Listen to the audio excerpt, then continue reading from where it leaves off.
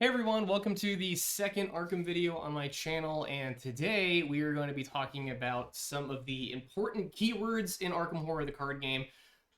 These are mostly going to be keywords that you see throughout all the scenarios you play. Some might show up in later scenarios or cycles versus earlier ones, but for the most part, these are going to be the most important keywords you should know. And they will appear the most in your playthroughs. This video will not be containing cycle-specific keywords or things, so there won't be the Explore mechanic from the Forgotten Age in here, for example, or the new Frost token and partner keywords from Edge of the Earth. This is just going to cover really basic, standard things that you probably will need to know once you start getting into the game in general. So let's go ahead and start with this. So first, what is a keyword? That's probably the most important thing to know. If you are used to card games, you know what keywords are. If you're used to board games, you know what keywords are. But if you're new to those types of games, a keyword is a word printed on a card that is associated with specific rules. So keywords are just words you need to know that have a lot of rules embedded into that one word itself, and you just have to memorize what those things are. And something as a giant overall like keyword, which isn't even really a keyword that you need to know, is this per investigator symbol, which is right here in the bottom right in the red, this symbol here. So anytime you see this symbol on a card, that amount that's next to it is multiplied by the amount of investigators in play. So this little hat, this little head here indicates how many investigators are playing this game. Not players, because if you're playing two-handed solo, this still counts as two investigators. So this is going to be a nice big overall one. But from here on out, these keywords are going to be broken into sections. And trying to keep everything kind of consolidated into sections that make the most sense and things that are relative to each other. So if there's like really a section you really don't understand keyword-wise, you can just jump to that section if you need to. So our first section is going to be Investigator Specific keywords. So we're going to use Wendy Adams as our example for all these keywords. So first, we have direct damage and horror. Some cards might tell you to take direct damage or direct horror, and that damage and horror is very different from just taking damage or horror in general, because that's damage your investigator must take, and you cannot mitigate it. Any other time you would take damage or horror from anything in this game, if you have assets out that have some type of soak on it, meaning they have some type of health or sanity stat, you can give that damage to those cards if you like. But direct always has to go to your investigator, which can potentially be really brutal if you have really low health or low sanity and you happen just to flip a direct damage card off the top of the Mythos deck and you're just kind of screwed. It can happen.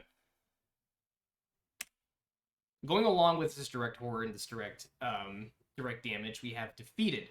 So your character, your investigator, is defeated if they have damage and or horror on their card that matches or exceeds their printed value, which are these numbers here. So if Wendy ever has 7 or more damage on her or 7 or more horror on her, she's defeated. And what defeated means is that character is removed from the scenario. They're not dead. They're not driven insane. They're not McAfee. They are just removed from the scenario, and that's it. You can't bring them back in the scenario. Whoever's still alive or still, has space left for damage or sanity damage or horror damage on them, they still play. You're just out for the round. Let's fix this. There we go. Okay. So, along with being defeated then, let's talk about the next important thing, which is trauma. So there's a couple of ways your character can earn trauma.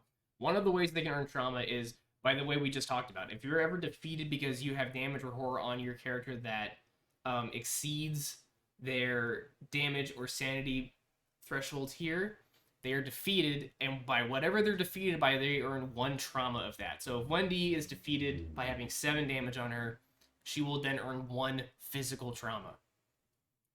Likewise, if she would be defeated from having 7 horror damage on her, she would take 1 mental trauma. And what trauma does is, let's say we finish our first scenario and Wendy earns 1 physical trauma. When we start scenario 2, she starts with 1 damage on her.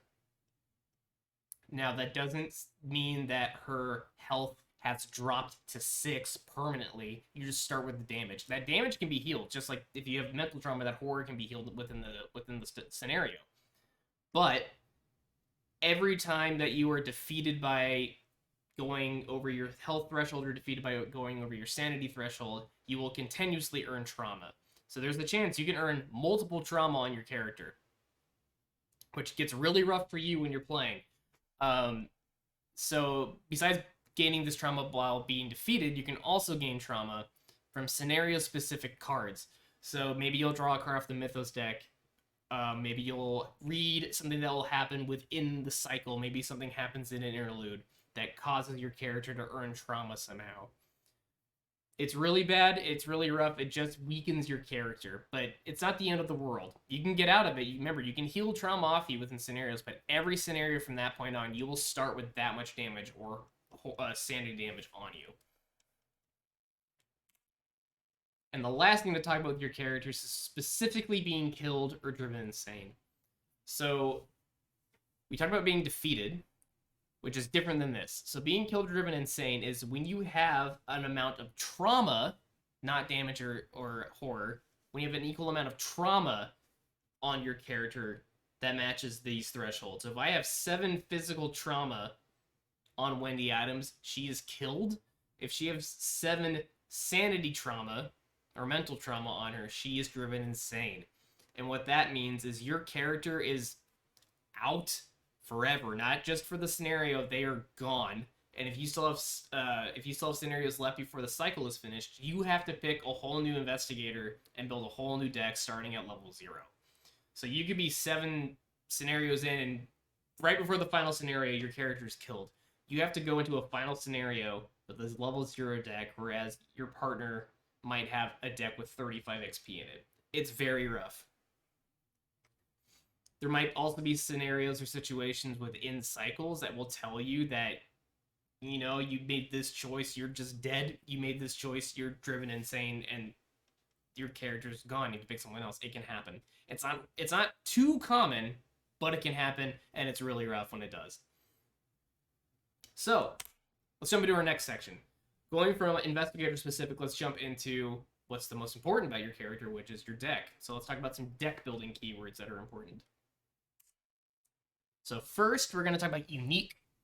So unique is indicated by this asterisk symbol, or a star right here on the top of the card, as you can see. So what unique means is there cannot be more than one copy of a unique card in play at any time.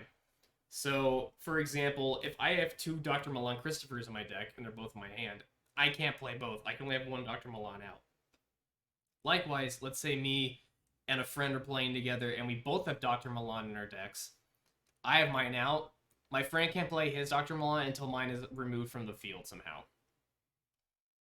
So that's important to keep in mind. There's also a chance that there might be cards in the encounter deck that are unique.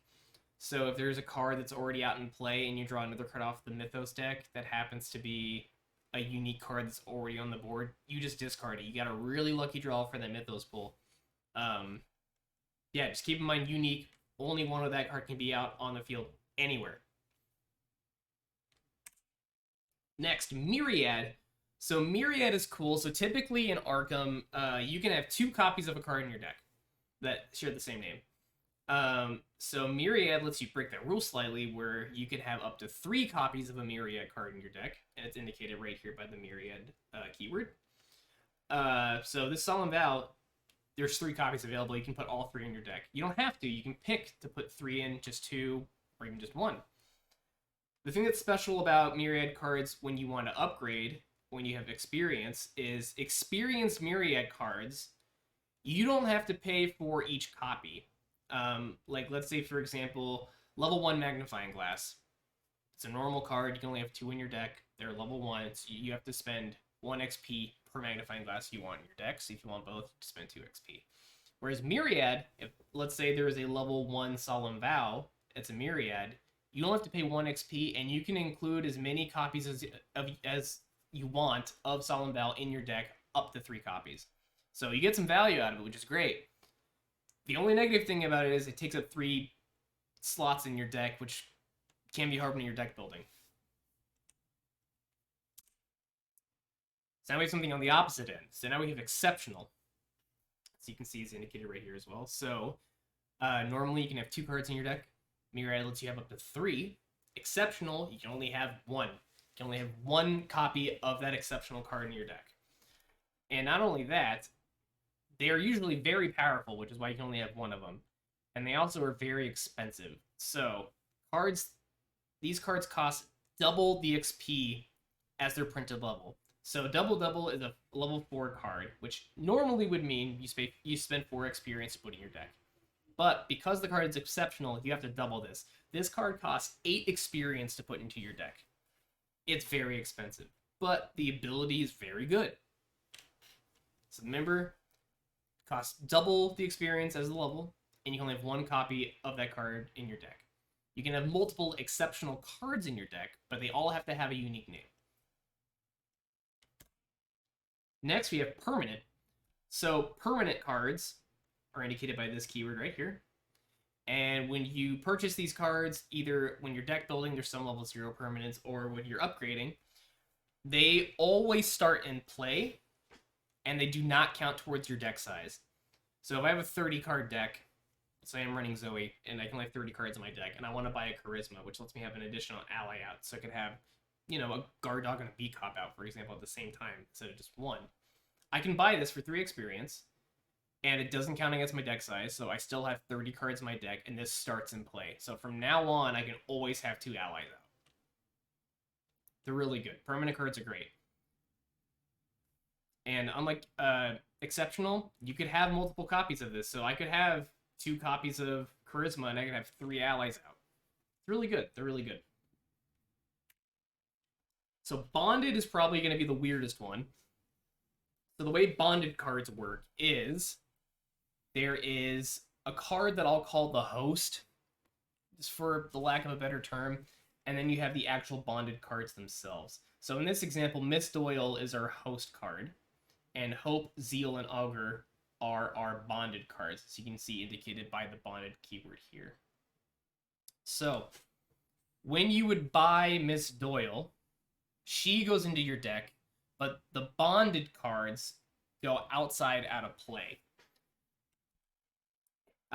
These bonded cards here do not count towards your deck size. Just Miss Doyle would count towards your deck size. These are tied to her ability. So, Miss Doyle says, after you put her into play, you search your bonded cards, the side pile, for Hope, Zeal, and Augur, and then you shuffle 2 of these in your deck, and you choose 1 to put into play. So that's how they get into your deck.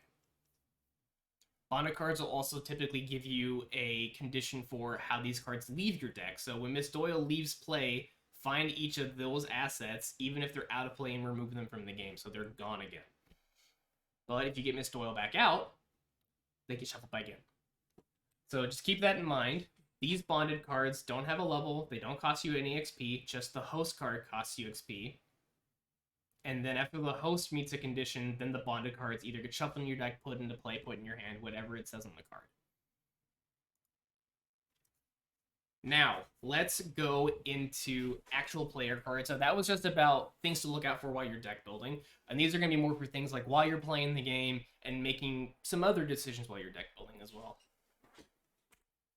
So, some of this is going to be very basic. Some of these are going to be things that are just like your normal things you can do in your turn, things you learned, core set, very first scenario, but I want to go over them anyway, just to clarify them. So first we have activate. It's a very basic thing, so you spend an action to trigger the ability of an asset you have in play with this symbol here, so this arrow. So as an action, I can, if my knife is in play, I can activate my knife, which lets me do this. Some cards might have 2 arrows next to each other, which means it would cost you 2 actions to activate the card. So I might give you choices, so I can choose to do this one, or I can choose to do this one when I activate. So it's not really a key word, more like a key symbol, but it's still important to know. Next we have reaction. So right here we have this little looping arrow. So reactions, after the indicated trigger condition is met, the player may choose to activate the ability without using an action. So reactions don't cost an actual action to take. They just have to meet a condition, and you can choose to do it. So, like Art Student here, after Art Student enters play, discover a clue at your location. It's really cool. So you get to play a card as an action and get a clue for free. Next, we have fast cards. So cards and abilities that can be triggered without using an action. So these are things that when you do it, it won't take one of your 3 actions away from you. And there's 2 ways to see cards like that. So you have this little lightning symbol here. So, like this asset, I can, as a fast action, do this.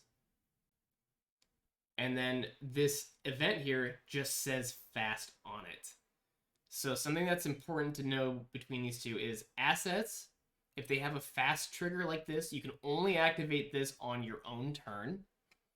Whereas events that say fast, you can activate as long as the condition next to it is met. So this Hypnotic Gaze, I can play after an enemy attacks an investigator in my location. It doesn't have to be my turn. Just whenever this happens, I can play this with paying the cost. And something probably important to bring up is these fast actions, fast abilities do not trigger attacks of opportunity. If you don't know what those are, we will get to it, but just keep that in mind. These will not trigger attacks of opportunity. Keyword I realized I should have put in the slideshow, which I didn't, but we'll just talk about now, is exhaust. You'll see exhaust on a lot of things. If something says exhaust, it means you, after you activate the ability or before you activate it, you turn the card sideways to indicate that its ability was used. And that means you can't use that ability anymore that round. During the upkeep phase, at the end of the round, all your exhausted cards will unexhaust. So something to keep in mind there. Next, we have uses. So this flashlight's going to be your example. It has uses here, and it has 3 supplies. So a card enters play with X resources on it, where X is the number in the parentheses. So when we put our flashlight out, we would put 3 resources on it, and those resources count as supplies. This might say charges, this might say secrets, this might say ammo. You always will use your resources as like a sit-in for whatever that word is. And then the card itself will indicate how you will spend those supplies. So for example, with this flashlight, we can activate it based on this arrow when it's in play in front of us, and we spend 1 supply, and then we investigate. Our location gets -2 shroud for this investigation. So our flashlight, the way you look at this is, we can use this 3 times. We have 3 charges with our flashlight. And then when there's no more supplies on it, we can no longer activate this. Removed from game. So, removed from game, our example is going to be these lucky dice. So, it won't necessarily be a keyword where you would normally see keywords. It'll be somewhere within the actual text of the card ability. So, here, after you reveal a chaos token, spend 2 resources. Ignore the chaos token and reveal another one to resolve. If that token has the autofill symbol, remove lucky dice from the game. So what does that mean? When you remove a card from the game, you are unable to use it until the next scenario. So it is just in this area that is like a non-existent space anymore. Anything in this removed from game area can no longer be used that scenario. It can't be shuffled back into your deck if you go through your entire deck. It's just out. But once the scenario is over, before you start the next one, you get to add it back into your deck. Typically, removed from game cards have really strong effects that are going to be like, you get to do this once and then remove this card from the game because it's just that powerful. Lucky dice, you just have bad luck, so the bad luck causes you to have a really horrible consequence, which you just don't get to have your lucky dice anymore for that game. But you will get them back. Exile is slightly different. So this flare here has exile here. So exiling a card is after you activate its ability, and the ability is successful, the card gets exiled, which that means it is sent back to your collection. It's not removed from play, it goes back into your binder, into your box, wherever you store your cards. And the only way to get that card back into your deck is between scenarios, you have to buy it again. So if I use my flare and I exile it and the scenario is over, if I want my flare back in my deck for the next scenario, I have to spend 1 XP to get it back. If you don't want to buy it back, you can. There's a rule where if you really need to put something back in your deck and you don't have the XP to do it, or you don't want to spend the XP, you can put a level 0 card back in your deck for free instead of spending the normal 1 experience on it. But typically, if you're buying a card that has Exile, you have a good reason to buy it, so you'll probably will be buying it back again. But the reason why I say after the card's ability is successful is because, like, this Flare, for example, has 2 abilities. This Fight, you get +3 attack and deal +2 damage for this attack, Exile Flare. So there's no condition here. This just, if you do this, it gets exiled. Even if this test failed, you still did the test, so it's gone. But this bottom ability here, search the top 9 cards of any Investigator's deck for an ally asset and put it into play under your control. Then Exile Flare, shuffle the search deck. So if I do this ability and I look at the top 9 cards of my deck and there's no ally in there, this then doesn't trigger because it was unsuccessful. All of this didn't happen, so it doesn't get exiled. It just goes in my discard pile. So that's important to remember. So, seal, release, return. Sealing tokens, I believe, was introduced in the Forgotten Age, but it really took off with Innsmouth with the introduction of Curse and Bless tokens, which we'll talk about. So, this is what our example card is going to be, because she has, you know, kind of a little bit of all of what I want to talk about on her card. So, Nephthys, I don't know why this is here. Ignore this symbol. This isn't indicating anything. It should be over here. But sealing a token is you take those tokens from the Chaos bag and seal it on the card. They physically go on that card. So, like here, when 1 or more Blessed tokens will be removed from the Chaos bag during a skill test, seal them on Nephthys instead. So, when that condition's met as a reaction, you take that token and you put it on her. And those sealed tokens stay on the card until an effect puts the token back in the bag, puts it back in the pool, or your card is removed. If your card is removed, then the tokens get put back in the bag. So releasing. So what releasing does is the indicated sealed token is removed from the card and put back in the Chaos bag. So here on F, this is a fast action, exhaust her. Either release 3 Blessed tokens sealed on her, which means those 3 tokens on her go back into your bag. Or our last part of this slide is return 3 Blessed tokens sealed on her to the token pool. So returning, as it just said on her card, is you would take those sealed tokens and they go back in the token pool instead of the bag. Typically, this return option is only ever going to be for Bless and Curse tokens. So I don't think there's a way you can, like, goof the game where you just take the auto fail out of the game. I don't think that will ever happen for you, but the main things you want to keep in mind is these different things. So sealing, the token goes on your card. Releasing, it gets taken off your card and put back in the bag. Returning, it gets taken off the card and put back in the pool. So what are Bless and Curse tokens? They're these. What do they do? So, Bless token here is on the left, Curse token is on the right. These are what the tokens look like.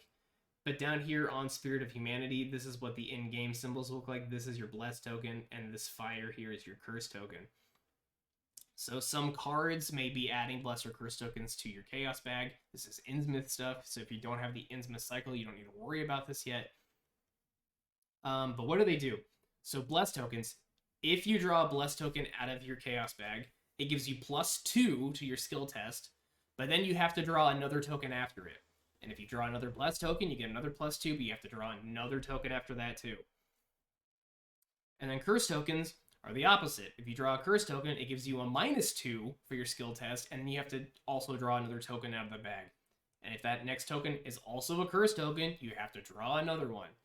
And there can be a whole weird chain if you're running Bless Curse decks, where you'll draw 2 Bless tokens, then a Curse token, then a Bless token, then 3 Curse tokens, and then the auto fail. Like, something like that can happen. And then anytime a Bless token or a Curse token is drawn out of the bag, at the end of that test, instead of going back in the bag like every other token, they get removed and put back into the pool.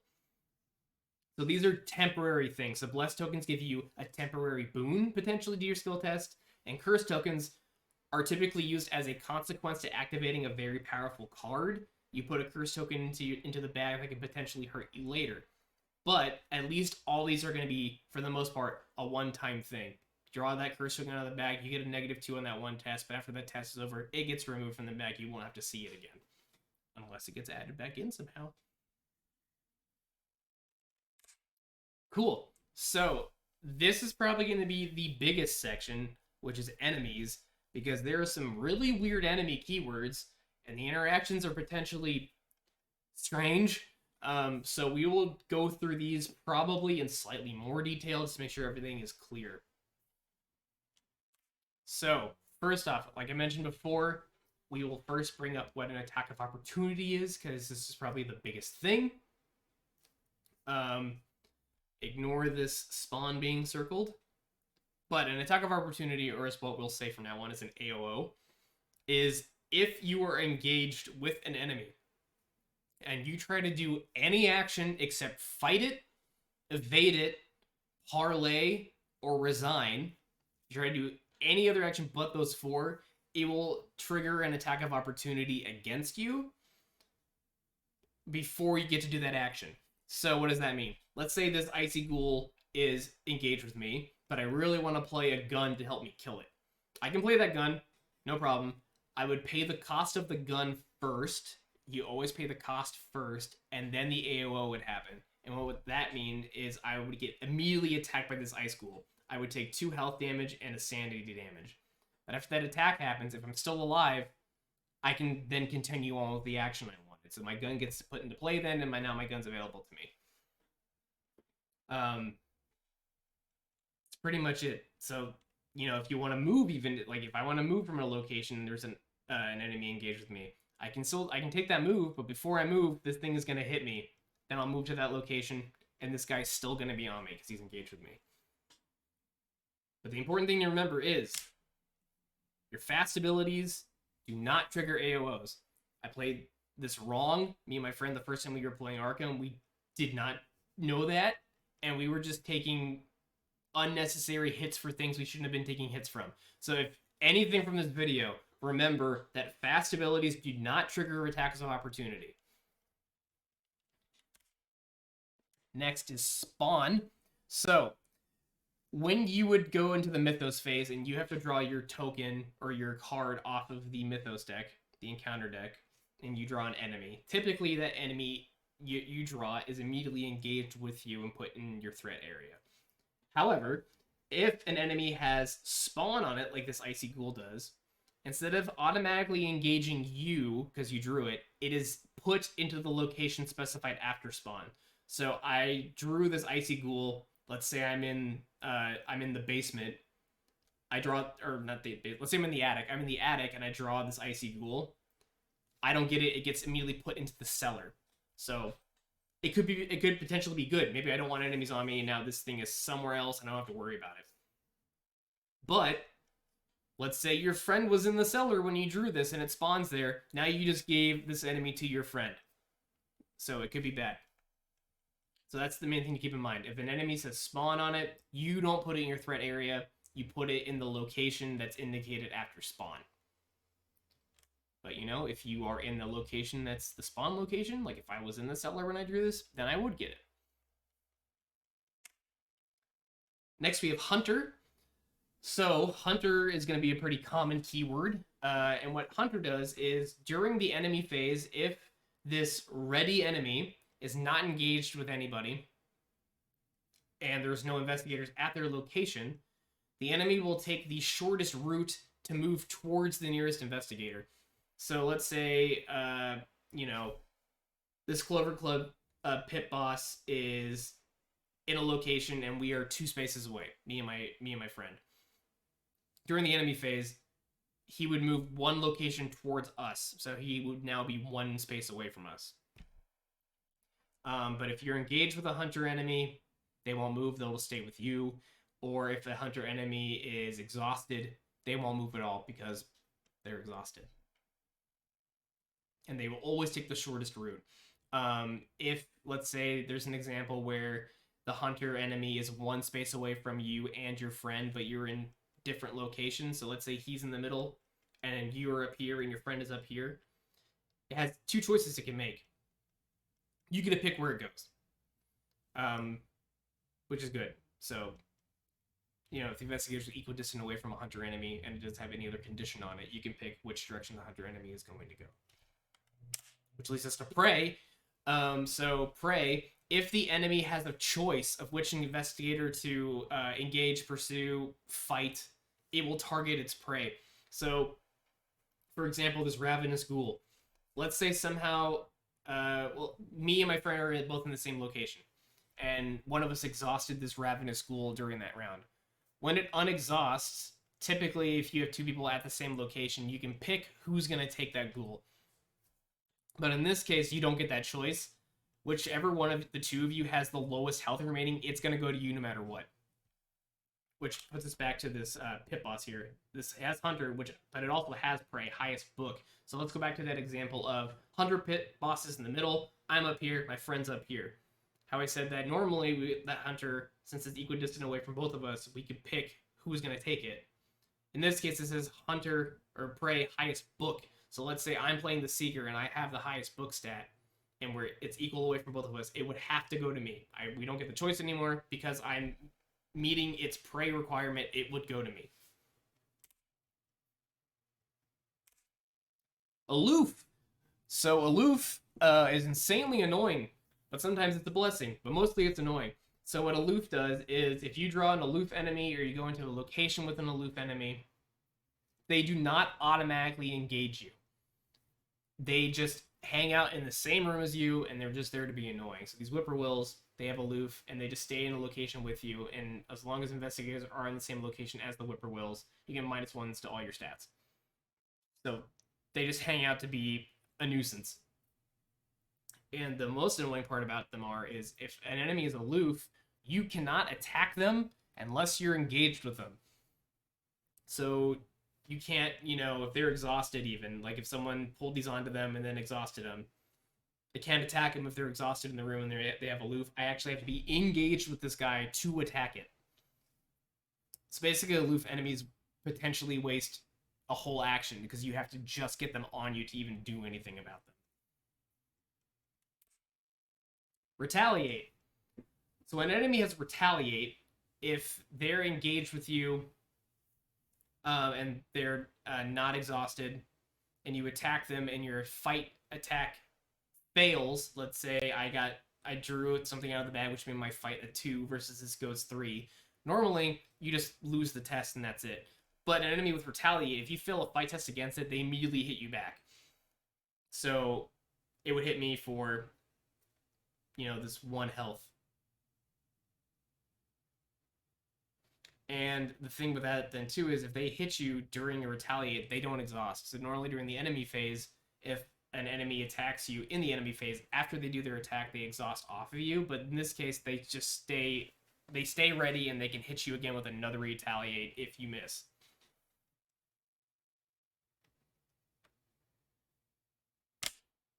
Alert works just like retaliate, but for evading. So if you're trying to evade this Etzli Guardian and you fail your evasion attempt, then it attacks you and it also doesn't exhaust. So they're the same exact thing. Retaliate's for if you fail an attack. Alert is for if you fail an evade.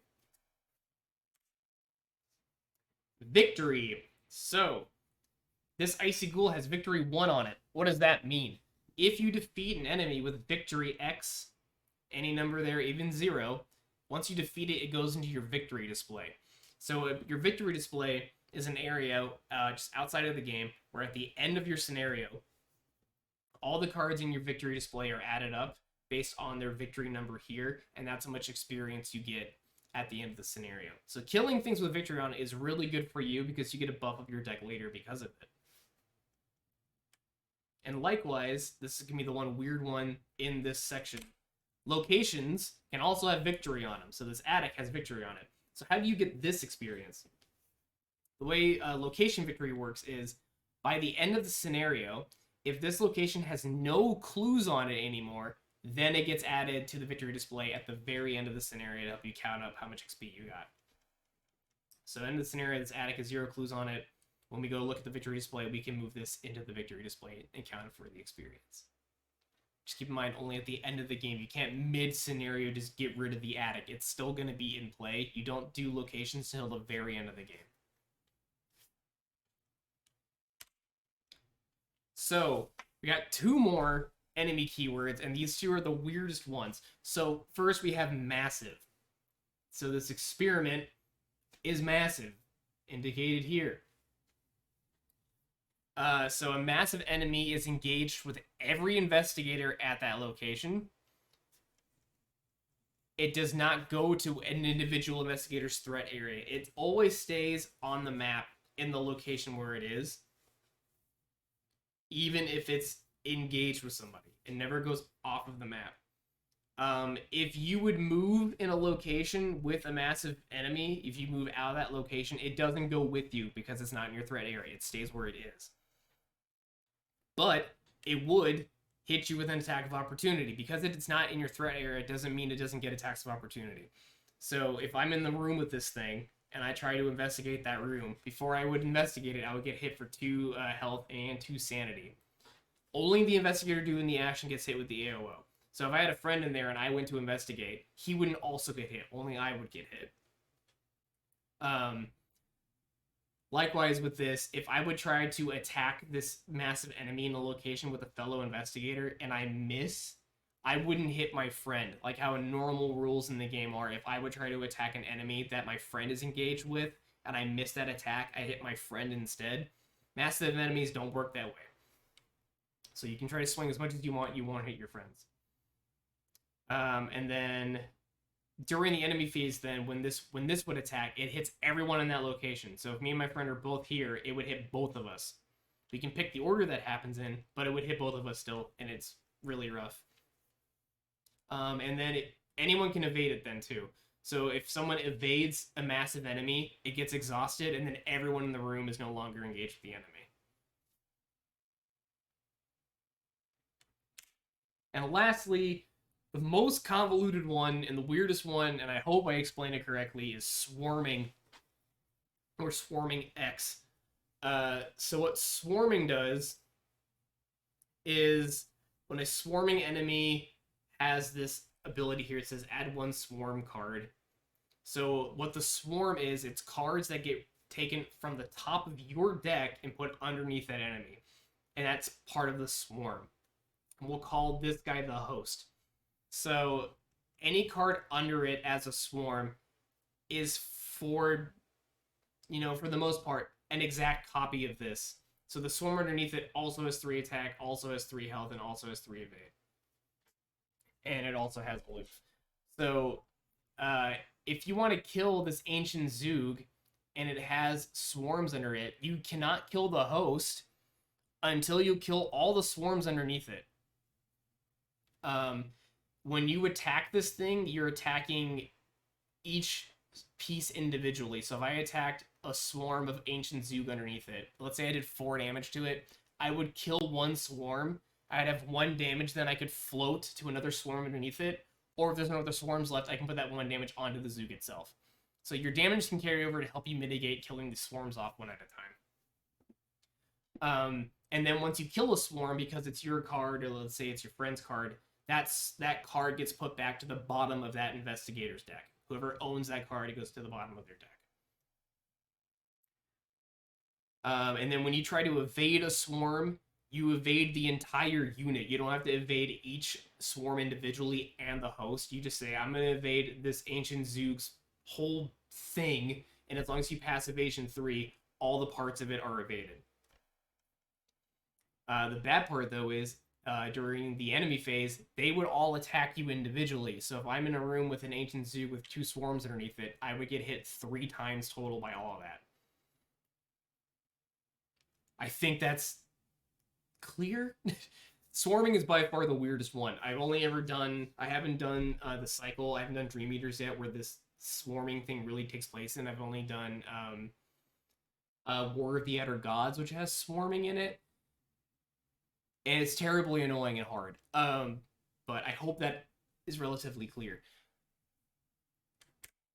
And that is everything for the enemies. Now let's jump into the Mythos deck. There might be some specific keywords that you'll see in the Mythos deck more often than anywhere else. This is the section they're going to live in. So first off, we have Revelation, which you will also typically see on your weaknesses.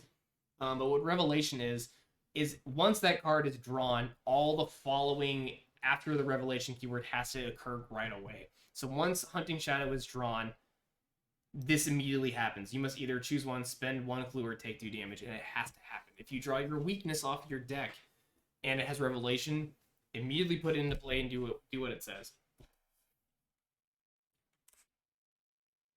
So Surge, so this false lead here has Revelation, so we do what it says, but it says if you have no clues, false lead gains Surge. So what that means then is you immediately have to draw another card off the Mythos deck. Some cards like false lead here have like a condition, like if you don't have this, you don't have to do this other part of it, but you have to draw another card, so too bad. You don't get a free draw. There's other cards that are just really mean that immediately say Surge, draw another card, and there's still bad things that happen to you. So Surge just always means draw another card off the Mythos deck. Now back to our Hunting Shadow. Peril. Peril might be on other cards in the game too, but typically you'll see it on treachery cards from the Encounter deck, or the Mythos deck, however you want to call it. And Peril means the investigator that drew this card has to resolve it entirely on their own. And what that means is maybe there'll be a card that says like Peril, test brain 3, take 1 horror for every point you fail by. Typically, your other investigators can give you 1 card, commit 1 card to your test to help you out. If it's a Peril card, they can't commit anything to you. You're on your own. You have to commit only your own cards to yourself. Or in this case here, you must either choose 1, spend a clue, or take 2 damage. You can't ask your friends what you should do. You can't be like, hey, if I spend a clue, would that be fine with everyone, or should I just take the 2 damage? You just have to pick. So when Peril cards say, like, what Peril means you can't get assistance from your friends, it means no assistance at all. No cards, no abilities, not even talking. You have to make the decision entirely on your own. And then we have Hidden, which is a weirder one that was added in from Carcosa. But the way Hidden works is when you draw a hidden card, you don't reveal it to the group.